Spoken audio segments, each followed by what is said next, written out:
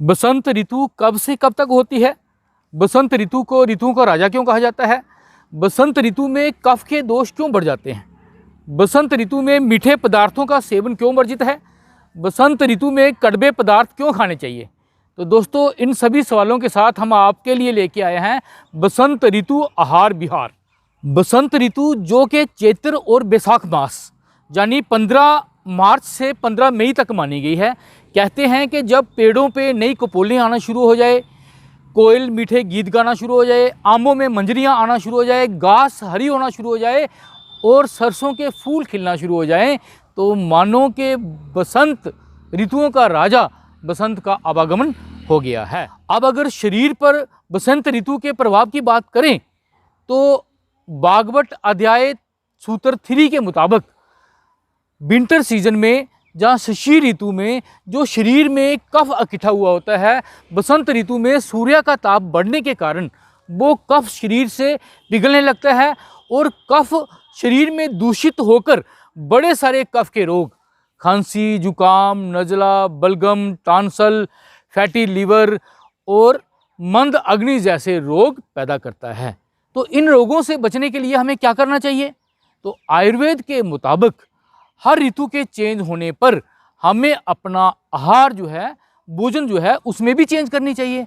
तो आइए आज देखते हैं कि कैसा हो बसंत ऋतु में हमारा आहार। तो आयुर्वेद ने हमारे भोजन में 6 रस गिने हैं: मीठा, नमकीन, खट्टा, कड़वा, कसैला और चटपटा। पहले 3 रस मीठा, नमकीन और खट्टा जो है वो कफ को बढ़ाने वाले हैं, इसलिए इस ऋतु में इन तीनों पदार्थों का सेवन, जहाँ मीठा, खट्टा और नमकीन रस वाले पदार्थों का सेवन बंद कर देना चाहिए, जहाँ कम कर देना चाहिए। शहद, जहाँ हनी या मधु जिसे हम कहते हैं, वो मीठा होते हुए भी कफ का नाश करता है। तो आप मीठे पदार्थों गुड़, शक्कर या चीनी की जगह भी मधु या शहद का प्रयोग कर सकते हैं। कड़वे, कसैले और चटपटे पदार्थ कफ को कम करने वाले हैं। तो इन तीनों रसों वाले पदार्थों का सेवन बसंत ऋतु में बहुत ही लाभकारी है। लहसुन, अदरक, मिर्च, काली मिर्च, लौंग, पिपली यानी लॉन्ग पिपर, गरम मसाले इस ऋतु में बहुत ही लाभकारी है। काली मिर्च और लॉन्ग पिपर यानी मग के पाउडर को मधु के साथ लेने से कफ का नाश होता है। अदरक के रस में शहद मिलाकर लेने से भी कफ रोग कम हो जाते हैं। बसंत ऋतु में बीजेसार, सौंठ पाउडर या नागरमोथा से सिद्ध किया हुआ जल, जहाँ मधु मिला हुआ जल बहुत ही लाभकारी है।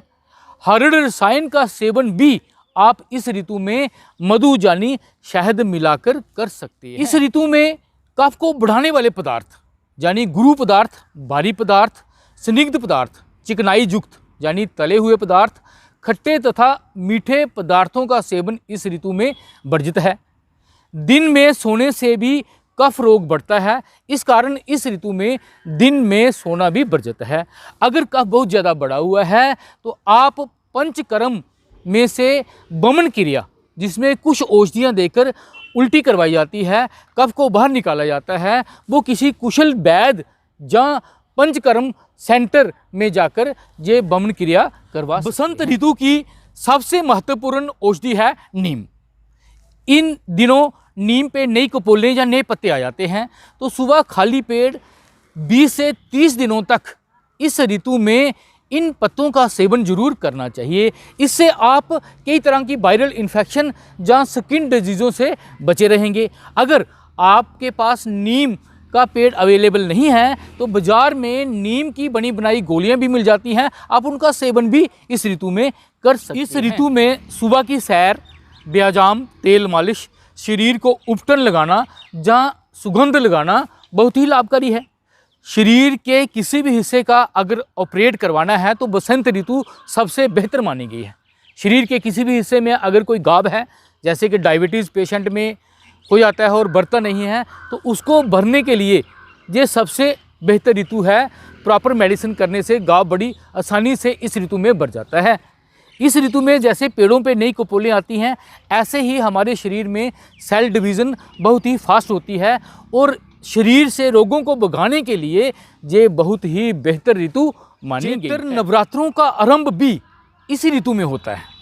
इस कारण नवरात्रों में लंबे व्रत करके आप शरीर से कफ रोग का भी नाश कर सकते हैं, जहाँ बाकी बीमारियों से भी इन लंबे व्रत से आप शरीर की रक्षा कर सकते हैं। बसंत ऋतु का पहला हाफ यानी 15 मार्च से 15 अप्रैल तक ना बहुत गर्म ना बहुत सर्द होता है, लेकिन सेकंड हाफ 15 अप्रैल से 15 मई तक गर्मी बढ़ने के कारण अगर शरीर में कफ दोष नहीं है तो आप गर्म ऋतु वाले पदार्थ जैसे नींबू पानी, लिक्विड पदार्थ, मीठा तथा खट्टे पदार्थों का सेवन थोड़ा थोड़ा शुरू कर सकते हैं। तो दोस्तों, वीडियो पसंद आई हो तो लाइक, शेयर, सब्सक्राइब जरूर करें। बने रहें ऐसे ही हमारे साथ हेल्दी टिप्स के लिए। जय हिंद, जय भारत।